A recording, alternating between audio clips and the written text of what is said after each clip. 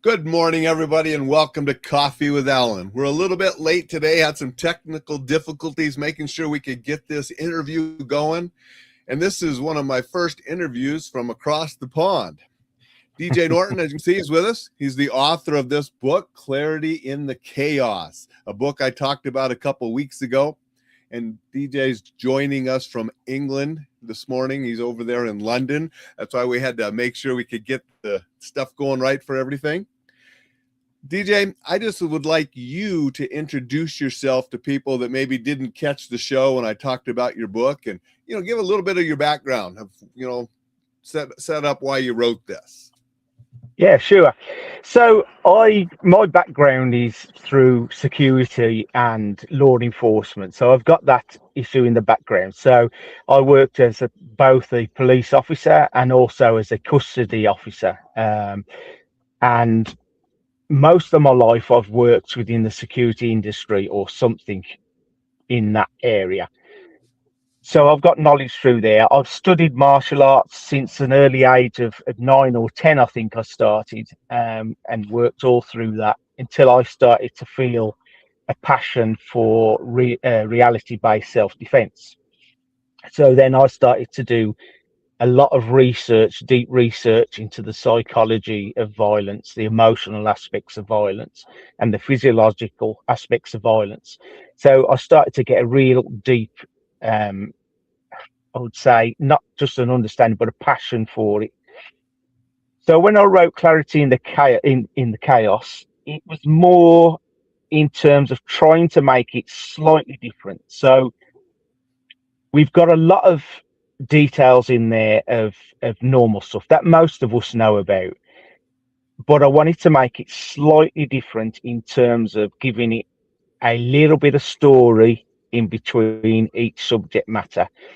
And really, why I wrote it that way was to link on to the second book, so Clarity in the Chaos Part 2, where I will start to look deeper into those subject matters to quite an in-depth level. So that's why I wrote Clarity in the Chaos. And I'm looking forward to that second book, because when I talked about this book, a couple weeks ago, I do books on a lot of Saturdays. I mentioned to people that there are a lot of different topics and some great topics in here. You can see the table of contents. However, each topic was shorter. And so it didn't go as in depth into some of them. It had some solid information. And now, when we were, outside of that video, you're saying that the second book, you're going to go deeper into some of these, correct? Yeah, that's correct. Yeah. So I'm not doing it by chapter as such, because I understand that those chapters were quite short. So rather than do it in chapters, I'm doing it in rather stages.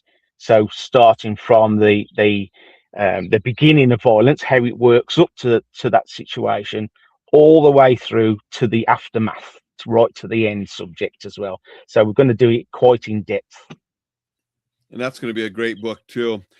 Something I really like that you talked about in here. I mean, you talk a lot about the thing. It's not a physical technique book, but you talk stuff about how fear, adrenaline affect your response and how ego gets in the way. Can you share, just a little bit on those topics about fear and ego and how they interact when you're dealing with violence? Yeah, sure. So when we're talking, let's talk about social violence as such. So a lot of the times these situations can escalate by how we process that. So we've got three parts. So we've got perspective, then we've got narrative, and then we've got emotion. So what I mean by that is we can look at a situation and think that we understand that situation. So it could be a look of somebody, it could be a change in their body language, or it could be a comment. So then we make this little story up. So this is a narrative part. So we make this story up in our own minds. And then once we do that, then we start attaching emotion to it. So it could be anger, it could be ego. And then that's how most of violence can sort of escalate to the physical aspects. Excuse me. So in terms of asocial violence, then obviously that's a different matter. So we're talking about predators more, then that's a different sort of kettle of fish. So we have to act a lot of the times physically straight away. So they're the sort of situations we can't de-escalate. So when I talk about fear in that situation, we're not talking about just normal fear.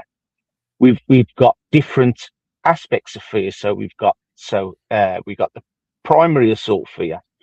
Well, actually, we've got pre-assault fear to start with. So that may be our adrenaline building up to the action. Then we've got primary assault fear. So we're in the action at that time. Then we've got secondary assault fear. Now that can sort of kick in when the situation changes. So you might suddenly see another person standing by who is his friend. So now you've got two people to deal with, or maybe multiple people to deal with.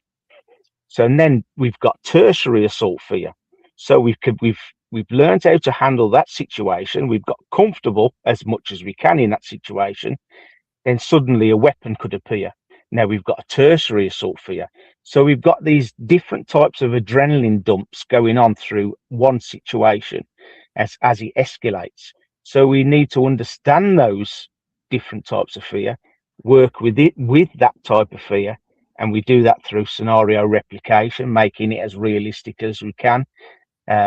You know, in certain classes, certain environments, you may get somebody think that they're teaching a real scenario, but I like to introduce not only sight, so you've got the environment, so it looks like a real environment. We also introduce sound. So if you haven't got that sound, it's you're not feeling that situation. And then we've got the physical. So it could be a scenario where your adrenaline builds up to such an extent, but you in a situation that you can de-escalate, controlling yourself, fear, and then de-escalating. Apologize.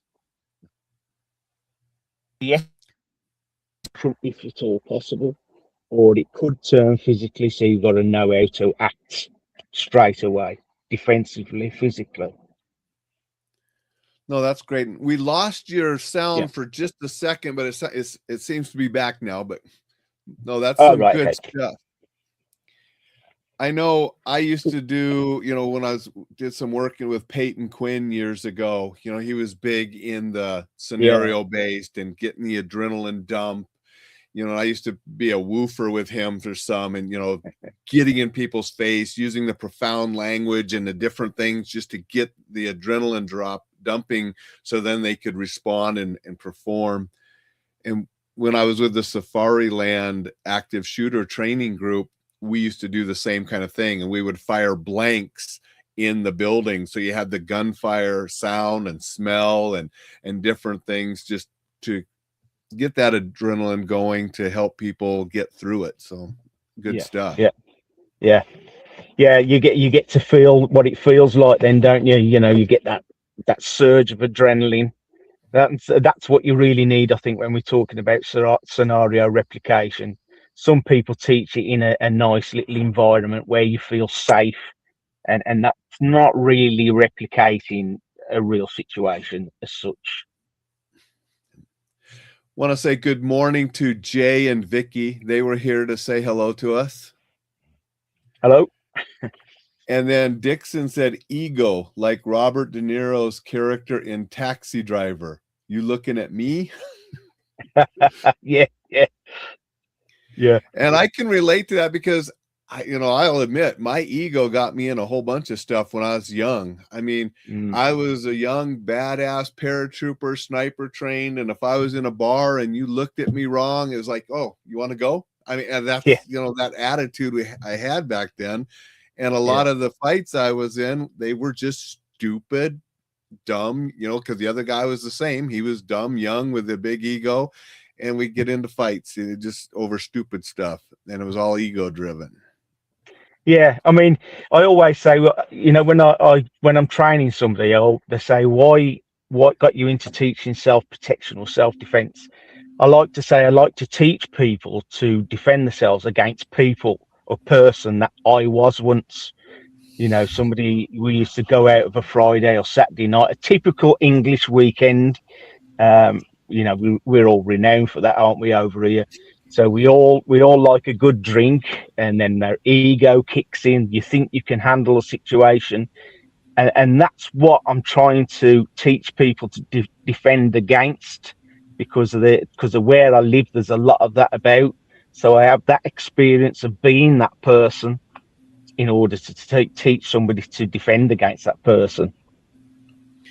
And a lot of what you teach in here for defending is the awareness and to avoid it. Like you even have one of the chapters, conflict avoidance. Avoiding those kind of situations in the first place, which is absolutely best, because if you avoid it, you're not going to get hurt or killed or worse.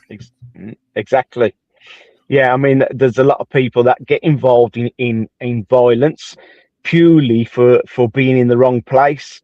You always say, if you don't put yourself in that situation, and the chances of things like that happening are very little.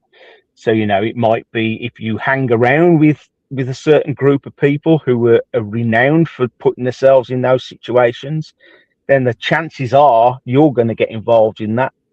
The same as if you go to certain areas that are renowned for violence, the chances are you're going to end up in violence. So it's not just about being aware of your surroundings, but also aware of the environment that you're in at that time. And what I always like to teach is being aware of what you are doing that affects the stuff around you. I mean, you go into certain environments and behave or say certain things, you're going to be in a violent situation. I mean, so it's what you do a lot of times that can affect whether or not the violence happens or not. Yeah, that's correct. Yeah, very true. And that's what a lot of people don't understand. It's also, when we're talking about violence, we can have a lot of people who could maybe practicing martial arts for most of their years, and they don't understand violence enough to make that martial art or that technique work in that situation. So there's a lot of things involved in learning self-protection rather than just physical defense.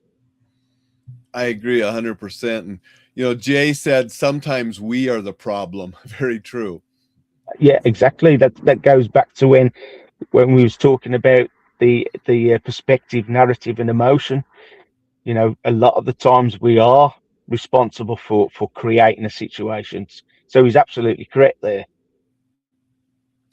And I like what you said about the martial arts, because I've often said, people train in martial arts for different reasons. And it could be for sport. It could be for self-betterment. It could be for self-defense and practical, defending yourself. But they're not always the same. And not everybody trains for all those different reasons. Yeah, that's correct. Yeah. So, and another big thing with a lot of martial arts. So I know you like your Aikido, so you're profound in that, and your past. So you know what violence looks like, but a lot of people don't understand what real violence is. So we have what I like to call the ripple effects. So you might have an instructor who you're learning from, who teaches how to defend against violence that he perceives how it works, or how violence really works, who has no background whatsoever or hasn't seen real violence. And that ripples down through the students.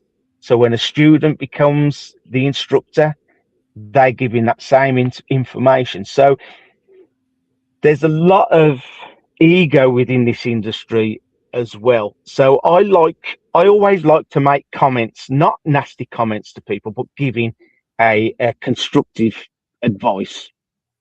So whether they take it on board or not, but a lot of people can shun that because they are so deeply ingrained in their martial art and how much they love that art. And there's nothing wrong with that. Traditional martial arts are absolutely fantastic. It gives you a good base to start from. But unless we all work together as the whole industry and help each other understand violence, how to cope with violence, nobody's gonna learn. So I think we all need to group together and help each other rather than being egotistical, saying that technique is absolutely rubbish. How can you be teaching that? So give a constructive comment. So saying, yes, we could change that around. Have you tried doing it this way or whatever? So we need to be working together rather than conflicting against each other. Because as you know, this industry, there's a lot of ego attached there. I agree with that too. And I find no use in just criticizing and bad mouthing people for certain things just because they Yeah. do it differently than I do. And sometimes we don't know the full story. I mean, I a lot of times like to show this basic technique in Hapkido where they get a wrist grab and you curl up and then you go up under the arm and then you get in this position and then you push your hand out and you escape. Yeah. And like, would you ever do that if somebody grabbed your wrist, from the front? No. Why would you turn your No, back? However, no. if somebody came up and grabbed your hands from behind, what it teaches you is if you scoot your butt back into them and get your hands in front of you, you can pop them out and get and Yeah. turn. And so even though that whole grab the wrist, go underneath, it's teaching a principle that may have some practical application in a different setting. But Yeah. if you just look at that initial wrist grab technique, you would look at that and say, that's stupid. Why would you do that? And dismiss it without Yeah. learning the layers maybe behind it. Yeah, I mean, we've got a lot of what we call physical intervention, haven't we? So breakaway concepts. Now, I think I like to teach that as the first thing I ever teach, because you could have an elderly gentleman who grabs your wrist purely to help him across the road. So you're not going to turn around and do some over the top technique on somebody like that, are you? So you need to learn the very basics of breakaway techniques and then build it up to until you eventually come through to real violence, because we need to know the difference between each thing, and you're not going to overreact, and we're not going to use excessive use of force for something that really requires either a verbal command or a simple breakaway and release. No, that's true. I mean, and there's a difference between, a drunk uncle or cousin at a barbecue getting stupid that you put in their Yeah. place and a savage attack. And Mm. even then, there's in the social violence element, there are certain communities where, people punching each other a few times to show who's boss, and then the buddies break them up and you go have a beer afterwards. That's acceptable.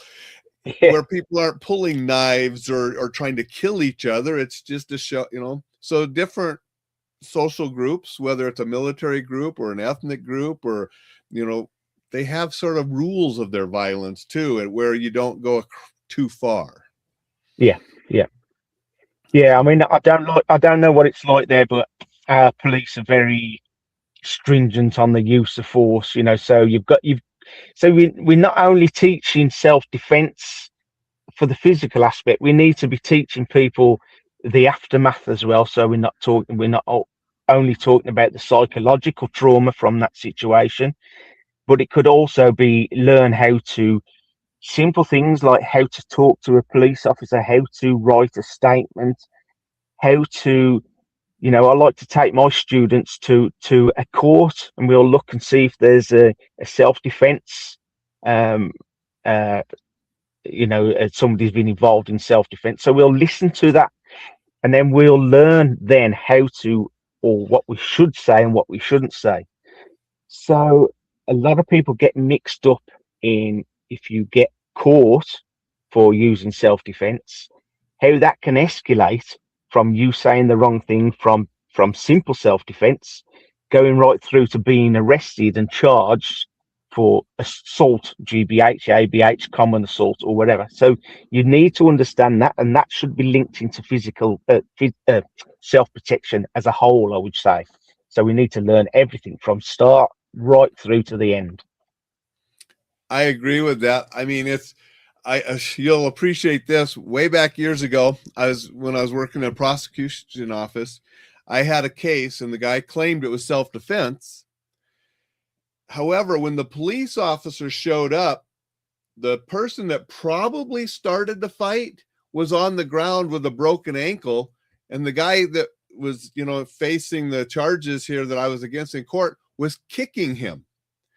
Yeah. And when the police officer stopped and arrested this guy, the guy said, "I had to get my licks in." That's what he told the police officer. And that was in the police officer's report. And so, game over.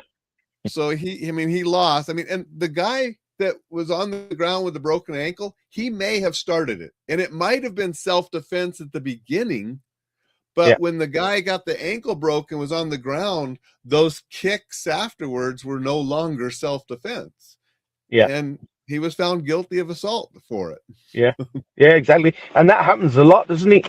I saw a situation once where we was outside a pub or a bar, and this guy had been knocked to the ground. So the other guy didn't leave it there. So he thought he'd throw a few kicks in there, jump up in the air, and then land straight on this guy's head. And this guy was in such a state.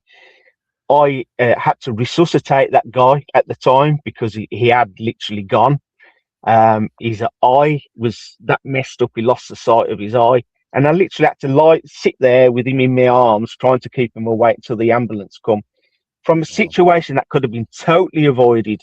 And all that started from was just a glance in the wrong direction. That's how it started. And sadly, so many things do happen like that. And yeah, we have a question from Dixon. Dixon said, "Pardon my curiosity, is Daz a nickname? And if not, what's the background of the name?" So Daz, so my actual name is Darren James Norton. So there's the DJ Norton. And so Daz is the shortened version of Darren. I've never liked the name Darren. The only time I hear Darren is if I'm in trouble with my wife or in trouble from my mother. Yeah. Oh, thanks. And I was going to ask you that before the show, and we had those technical difficulties, and I didn't. But thanks for sharing that. And Samuel said hi to both of us. Thank you for being here, Samuel. Samuel also said good stuff, and he said Daz is short for Darren. He must have saw Dixon's comment. So there we go. Yeah. I think it's the Sam I know. I think he's probably one of my lads that trains for me. Yep. So I think yes. So yeah. So what is your favorite lesson from this book? That one of the most important. It's all good stuff, but what do you think is one of the most important lessons for somebody to have? Yeah, I think within that book, I think that the most important thing that we need to understand is how we can not escalate a situation. It doesn't always need to. Hang on, somebody's trying to back into my car here. It's not always a situation that needs to be handled physically. A lot of the times we can de-escalate. If we're talking about social violence, most of the time we can de-escalate the situation. So if I can give somebody the knowledge just to walk away from a situation or de-escalate it verbally rather than let ego kick in, it's not about making yourself look bad. A lot of people, because there's ego attached there, won't back down from a situation because they might have people watching and they don't want to be looked at as weak. So we need to get rid of that ego out of our minds and learn how to walk away. Because at the end of the day, if we talk about a knife situation, for instance, why would you put yourself into a situation where your life could end in that situation? So if we look at it on a lower level, or if we think it's a lower level, and dealing with a potential physical interaction, you could actually be taken to court. You could go to prison for assault. You could, or for killing somebody if you hit them and their head hits the ground. So your family loses you the same as if you was being stabbed and killed. So they're not going to see you for a hell of a long time.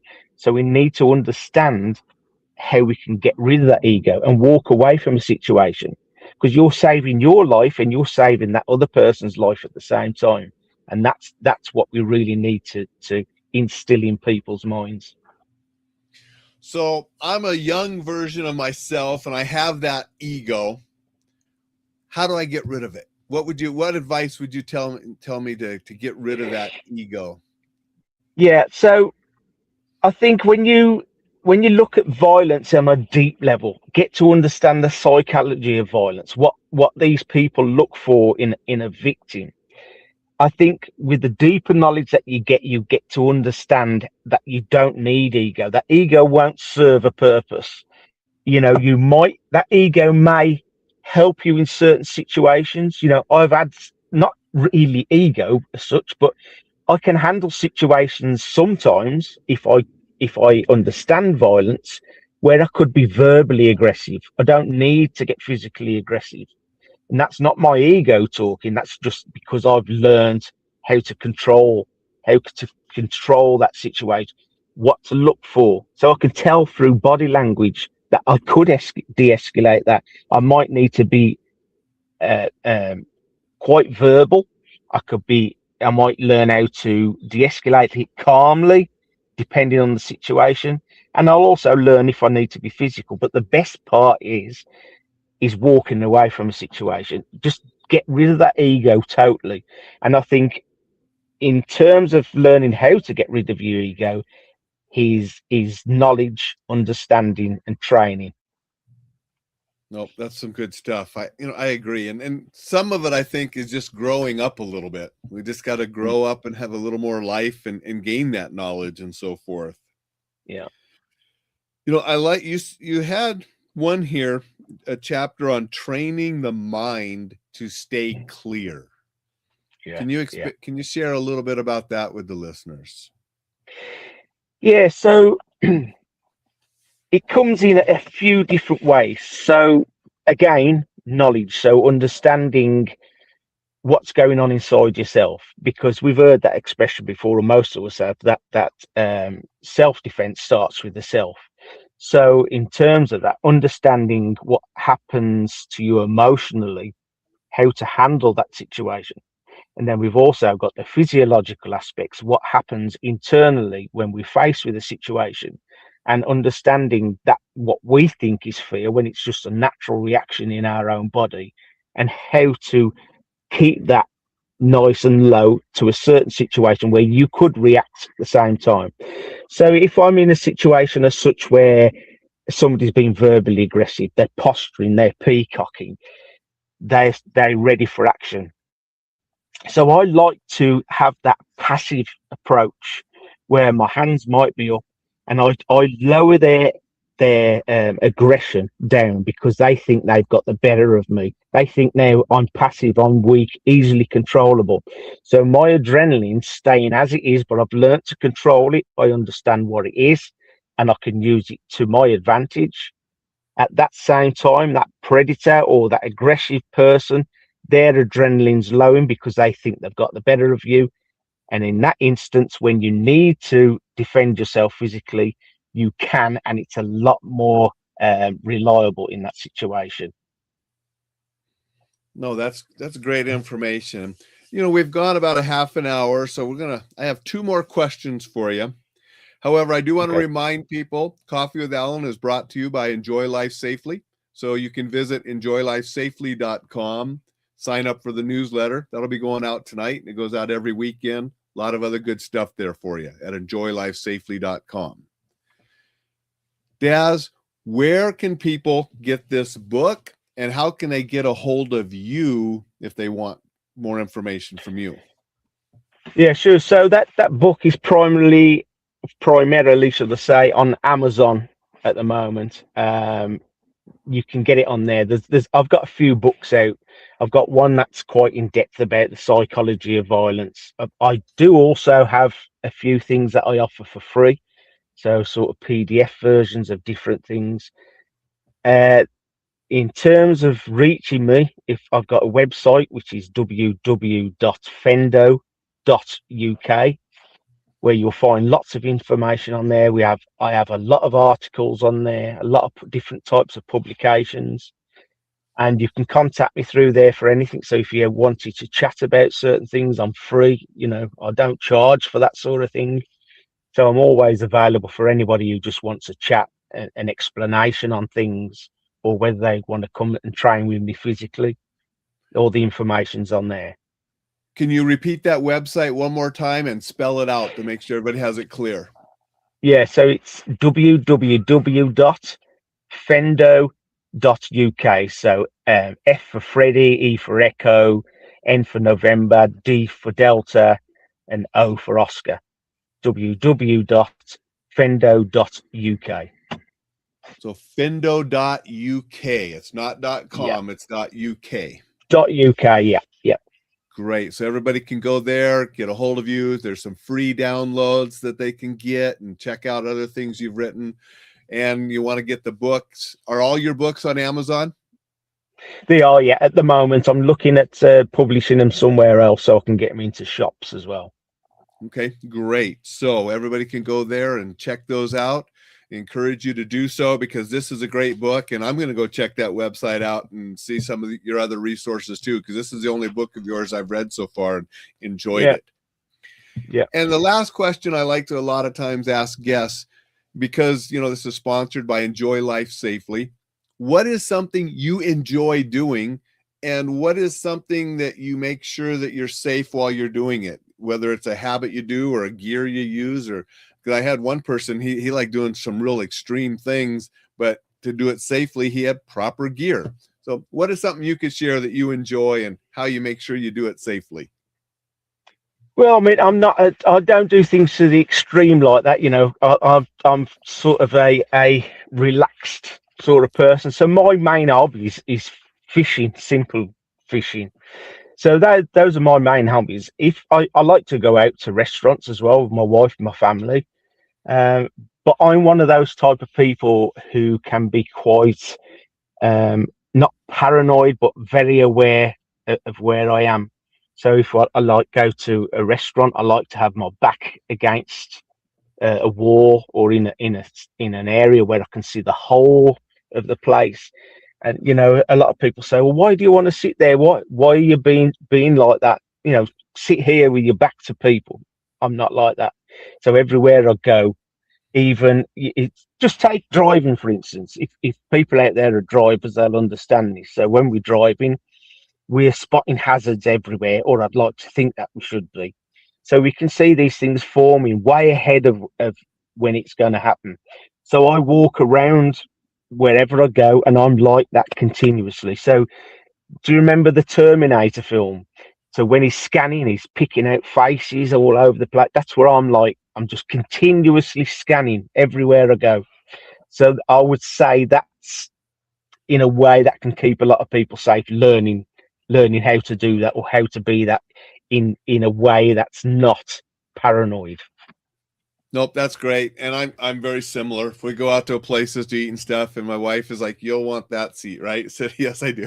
And so she Yeah. knows where I'll sit, where I can have the best view of everything and so forth Yeah. too. So, well, it has been a pleasure to have you on. Is there anything else Absolutely. that you wanted to tell the audience before we sign off? No. I mean, we've got where we allowing you to get on the website, but I'm also on social media as well. So if you can find my Facebook page, it's the same, Fendo UK.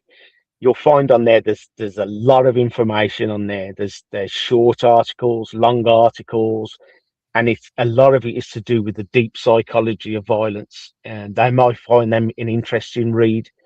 And like I said before, I'm always available. My phone number's on there if somebody wants to ring me or message me, whatever it is, I'm there to answer any questions. Well, that is very generous, and I hope the listeners take you up on that and go check that resources out because some good stuff there.